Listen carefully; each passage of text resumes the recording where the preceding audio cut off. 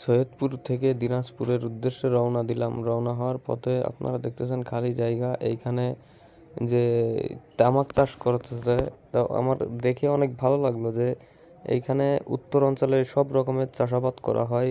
উত্তর অঞ্চলে আমি মনে করি অনেক বাংলাদেশের সবচেয়ে বেশি চাষাবাদ করা হয় উত্তর অঞ্চলে। দেখুন কত সুন্দর, ভুঁইকে ক্ষেতকে ক্ষেত, ভুঁইকে ভুঁই, বিঘাকে বিঘা, সবই তামাক, সবই তামাক গাছ। এখানে সবই তামাক চাষ করতেছে।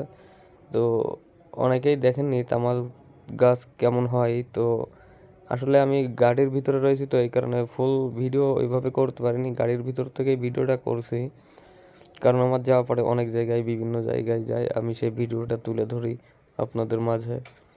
তো আপনারা যদি আমার ভিডিওটা একটু সাপোর্ট করেন, ইনশাল্লাহ ওয়াচ টাইম প্রায় ফ্ল্যাপের কাছাকাছি, কিন্তু সেভাবে সাবস্ক্রাইবার আসে নাই।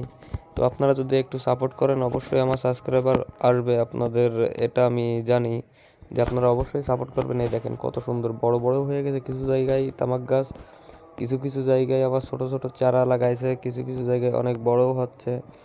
তো সবাই ভালো থাকেন, সুস্থ থাকেন, সবার জন্য দোয়া রইল। ধন্যবাদ সবাই।